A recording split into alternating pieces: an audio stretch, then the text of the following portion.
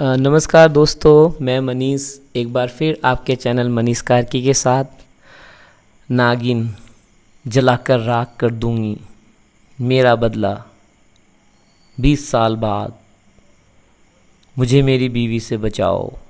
नागिन का बदला, ये तो एक रूप है। दूसरा, बीवी हो तो ऐसी, मेरी बीवी का जवाब नहीं।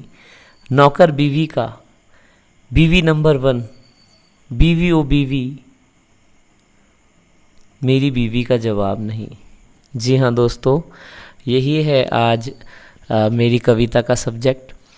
कुछ रसगुल्ले की मिठास लिए, थोड़ा करेले की कड़वाहट के साथ, प्यार से मधुर संबंध में, कभी कभी थोड़ी सी अनकही उलझनों के साथ, कभी कभी प्यारी सी बातों वाली, कभी कभी झगड़े सी, कभी कभी ठंड के मौसम वाली, कभी कभी धूप तपती धूप जैसी।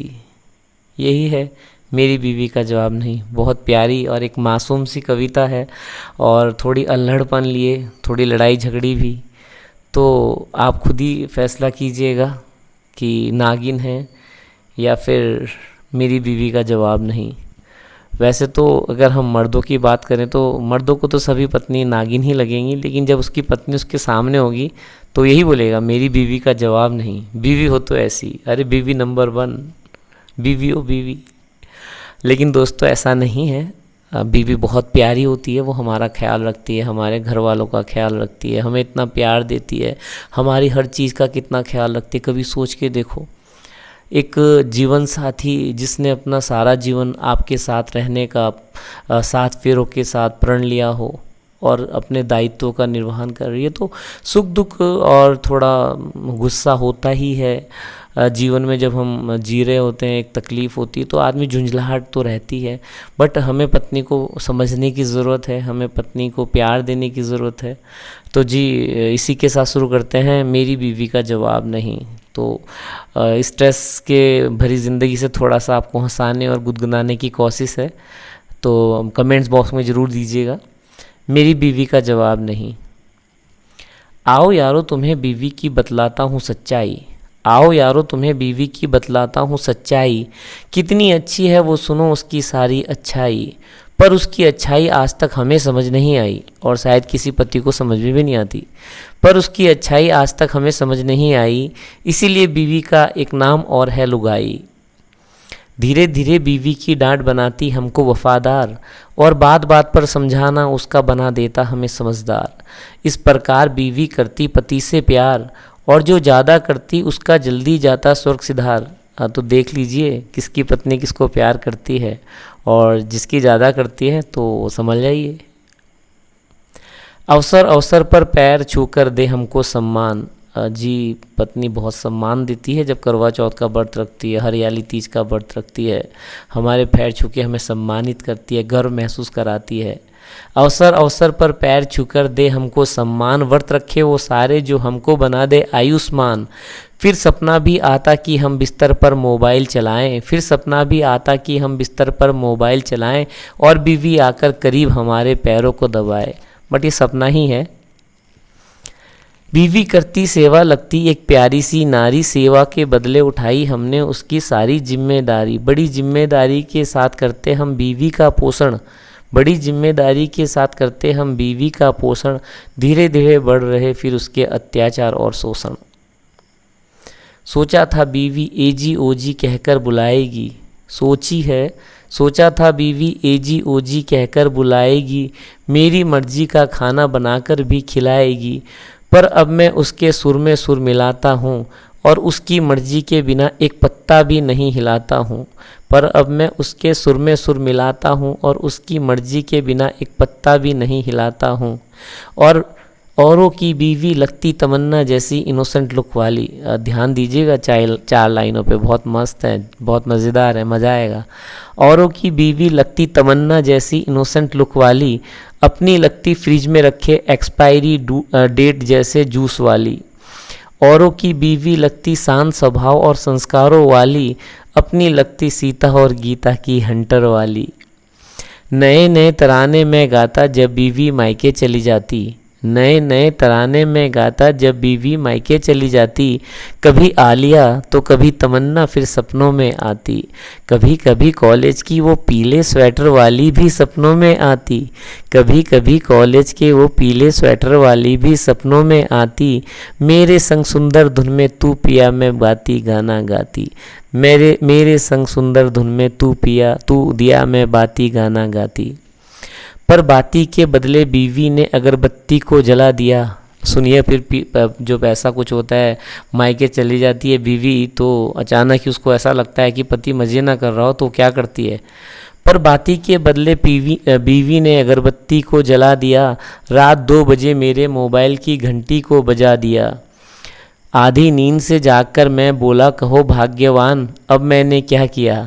आधी नींद से जागकर मैं बोला कहो भाग्यवान अब मैंने क्या किया। बीवी बोली नेटवर्क चेक कर रही थी धन्यवाद आपका पिया। हाँ, इसी के लिए 2 बजे रात को फ़ोन करती है। बीवी बोली नेटवर्क चेक कर रही थी धन्यवाद आपका पिया। क्या बोलें जब बीवी सुबह शाम अपना एहसास कराए। क्या बोलें जब बीवी सुबह शाम अपना एहसास कराए। उसकी खिटखिट और तानों के बिन अब हम रह नहीं पाए। और जब कहती है बीवी आई लव यू अपनी नज़रों को झुकाए। और जब कहती है बीवी आई लव यू अपनी नज़रों को झुकाए। वो आई लव यू हमारे मन में बीवी के प्रति अथाह प्रेम जगाए। वो आई लव यू हमारे मन में बीवी के प्रति अथाह प्रेम जगाए।